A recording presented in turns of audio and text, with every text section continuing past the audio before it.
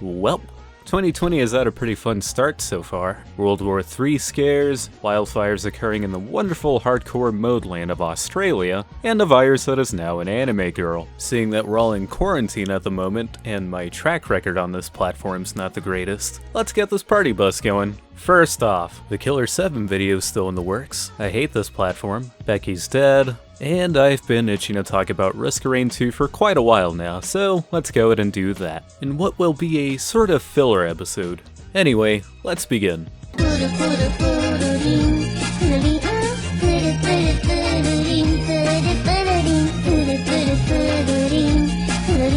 And then Sean looked at me with his hyper-realistic eyes. Risk of Rain 2 is an action roguelike third-person shooter with a strong emphasis on replayability. It's been in early access on Steam for the better part of a year now, and had its latest update back in March, not too long ago. That introduced a plethora of new content that we'll talk about in a bit. This review is going to be focusing on the current state of the game, as it's slated for its 1.0 launch sometime later this spring. With that introduction out of the way, let's dive into the game's story.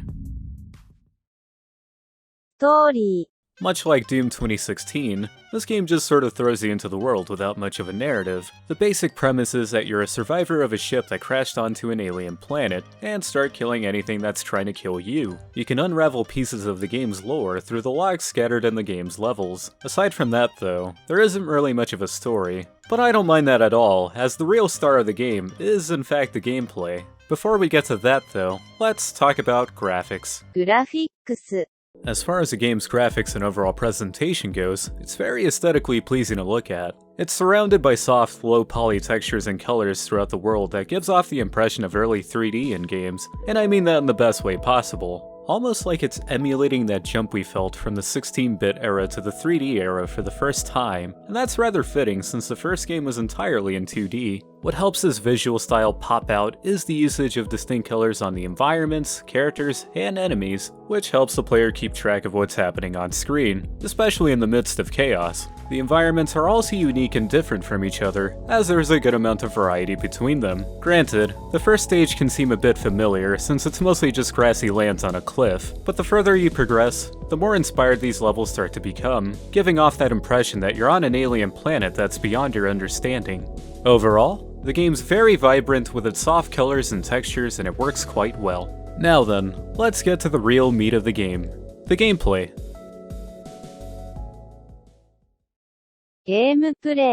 As for the gameplay and overall loop, it's a lot of fun. The overall goal is to kill enemies, level up, buy supply chests that contain items that buff the player, activate a teleporter that summons the level's boss, kill the boss, and repeat from there until the levels get progressively more difficult, and eventually die. Seeing that this game's a roguelite, every run is going to be different from the last, and of course the player is going to die a lot. On the surface, it sounds repetitive, but that urge of wanting to do better is what really hammers home this game's replayability and overall fun factor.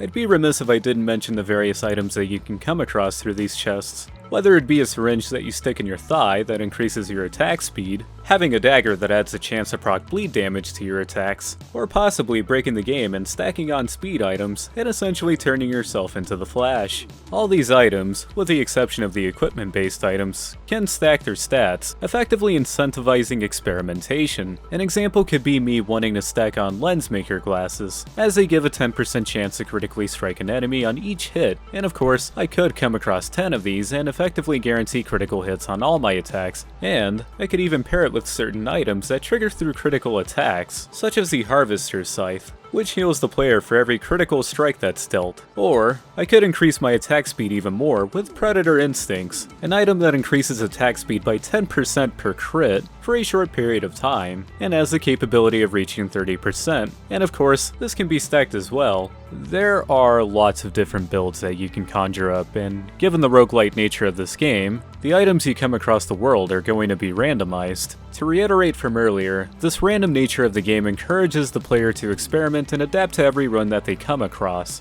There are dozens of these items of varying rarities that you can collect from the chests throughout the world, or if the RNG gods are kind, there's also a shrine that you can give money to for the chance of getting an item, with a maximum of 2 items being granted, provided you actually gain anything out of the damn thing. On the topic of rarities, these are divided into common, uncommon, orange for equipment-based items, rare, boss items, and lunar. To go through all these items individually would be wasting everybody's time, so I'll sum it up as quickly as possible. Commons, uncommons, rares, and boss items are essentially one-note buffs, with boss items in particular obviously being obtained after killing a boss. Equipment-based items are binded to a hotkey and can be used as a sort of power-up, whether it be the disposable missile launcher firing a barrage of, well, missiles, the radar scanner revealing interactables within the environment, or the Prion Accumulator, which is essentially this game's version of the BFG 9000.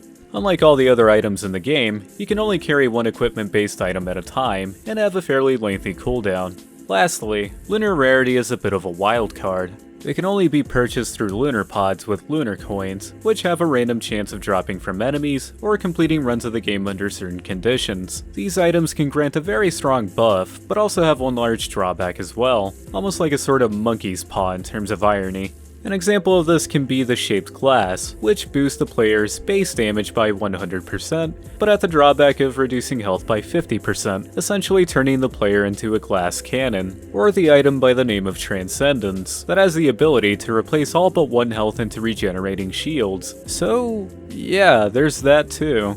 Anyway, all the items in this game serve a unique purpose, while also being practical, and I like that. Of course, items aren't the only thing to work for in this game, as there are different survivors to unlock as well. At the time of recording this, in total, there are 9 different survivors to play as. Commando is your default, while the other 8 can be unlocked through various different means. I'm not going to get into the specifics of how to obtain them, but don't be ashamed of looking for a guide to unlock certain characters, as it isn't really made clear. Anyway, all these different characters play vastly different from each other and provide a good amount of variety in the game's sandbox. Commando is your typical soldier type character that serves to be an all-rounder and a lot of fun to play with. Huntress, aka dummy thick best girl, relies on locking onto targets with her bow rather than firing freely, and prioritizes mobility as well as crowd control. Next we have Multi, a robot that has a special gimmick of changing his primary method of attack on the fly, with an example being him switching from his rapid firing nail gun to a slow charging long-range railgun. He also has the ability to carry 2 different equipment-based items, which can serve to be pretty helpful, and of course his yeet ability,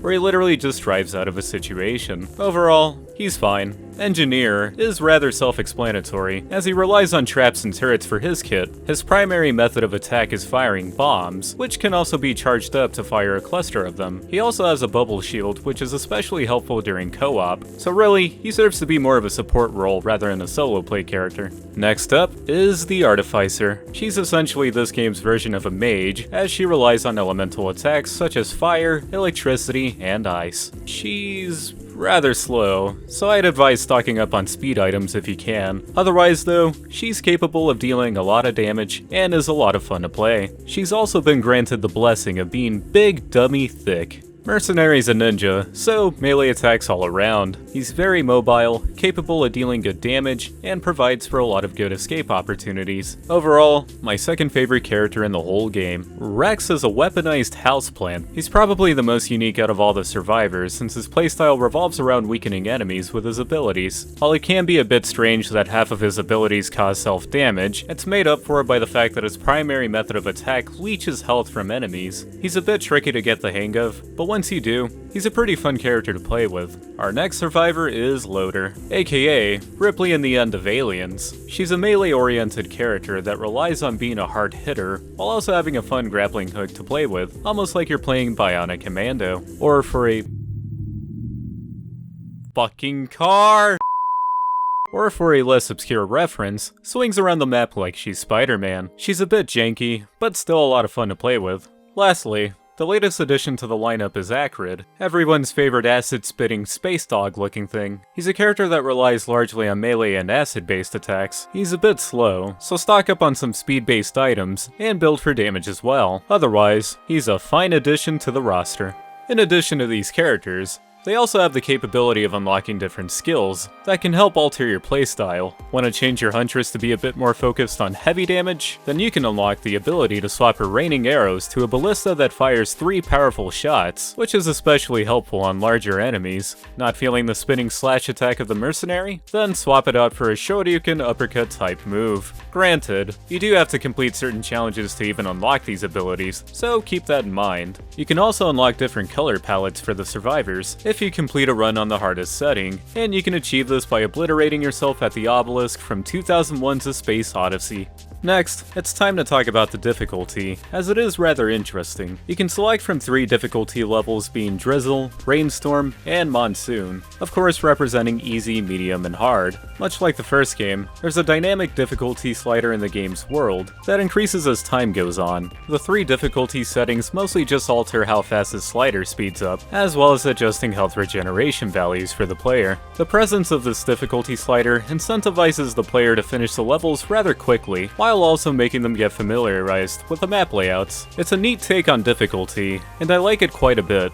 Oh, I forgot to mention the artifacts that were included in the latest update. The artifacts are special game modifiers returning from the first game that are obtainable through using the compound generator in the game's 5th world, the Sky Meadow. The player inputs a code for a certain artifact and then jump through the portal into a special level. These levels respond accordingly to the modifier that the player is trying to get, whether the level's gimmick is summoning a doppelganger of yourself that's out to kill you, getting an artifact that lets you select items at your own discretion after buying a chest, or even an artifact that enables friendly fire. The basic gist is, grab the item that damages the orb in the center, survive the encounters that are thrown at you, grab the item again, and rinse and repeat. Once you defeat the orb, you can then grab your artifact, and congratulations, now you've unlocked it permanently. My favorite artifact in particular is the Artifact of Command. As I mentioned earlier, this allows the player to select the item that they would like after buying a chest, rather than being worried about what item drops. Now it becomes more of a fight for rarities instead. This essentially allows for a bit of a more laid-back experience. The best part is that it doesn't halt any progress in challenges, so it can effectively make some of those a lot easier to achieve. It's almost like you're encouraged to seek these out. You could look for the slabs across the different levels, or just save yourself a headache and just pull up a guide containing the codes. Look man, give me a break, I have no shame in this. Anyway, to sum the whole thing up, while the gameplay can feel a bit slow if you're a newcomer, since you have to deal with the slow roll of items being granted in the world, it does start gaining steam once you progress further into each run, and with the high amount of replayability on offer, on top of having cooperative play with up to 4 players in a game, there's definitely a lot to sink your teeth into. You'll definitely lose track of time with the gameplay loop. Now that we've got that out of the way, let's look at the negatives of this game. Don't worry, there isn't much. Negative. As far as negatives go, this really boils down to nitpicks more than anything. Although one thing that I do find rather annoying is having to keep a mental note of some of the challenges in the game to unlock certain items. There's one challenge in particular that involves luring 20 hermit crabs off a cliff and killing them in the process. Aside from halting the flow of gameplay in that instance, what makes this annoying is that there's no way to track this challenge, or any of them for that matter. So as a result, it forces the player to try and remember the challenge. There should really just be a tracking feature that you can have displayed while playing the game, that you can just pull up on the fly. Something similar to Doom Eternal, in which you can pick what challenges you want to track and be able to pull them up without any issue. Another thing I'd like to see be added actually came from a Discord user in the game's Discord page, basically being a toggleable sidebar on the player's HUD to check on their current stats in the game. This could help let the player know just how much each item improves them without having to look up stats outside of the game, and of course update it in real time. That, and it would be neat to have a system in which players can trade items in the game. There have been instances in which my mates and I have accidentally picked up items that we would like to give back to each other, so to see a feature like that get implemented would be pretty convenient.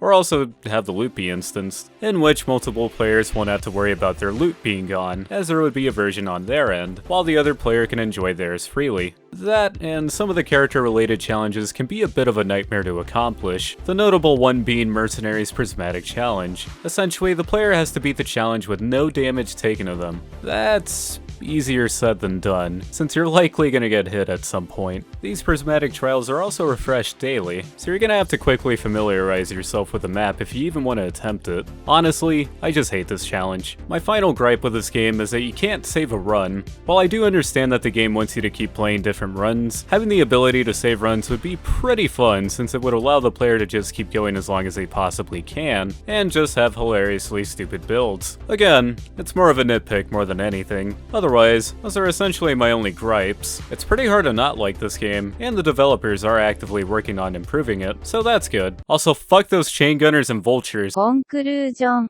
To bring this review to an end, Risk of Rain 2 is a very fun roguelike that doesn't take itself too seriously and just wants to allow the player to have fun while also presenting them with challenges along the way. For $20, it's definitely a steal, as it provides a plethora of content to sink your teeth into, especially in its current state. Seeing that I have around 180 hours at the time of recording this, that's roughly around 11 cents an hour. Weirdly enough, the game's $30 if you're on consoles. Still worth it at that price, but I don't understand why there's a $10 difference there. Anyway, play Risk of Rain 2. It's fantastic. I'd like to end this video off by showing just how stupid fast and powerful you can make yourself in this game with one of my runs.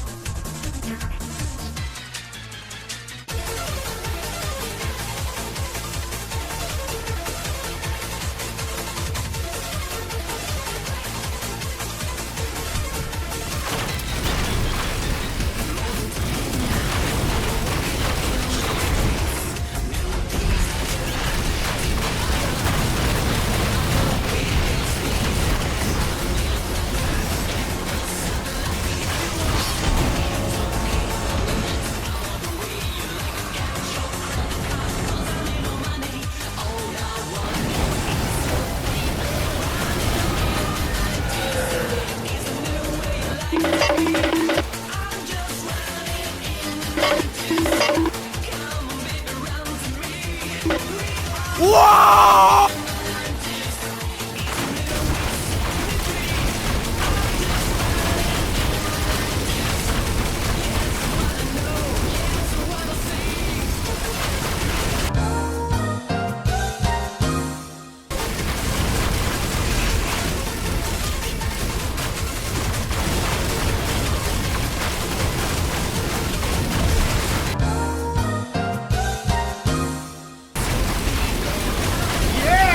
Wait! It's so sick! Holy fuck!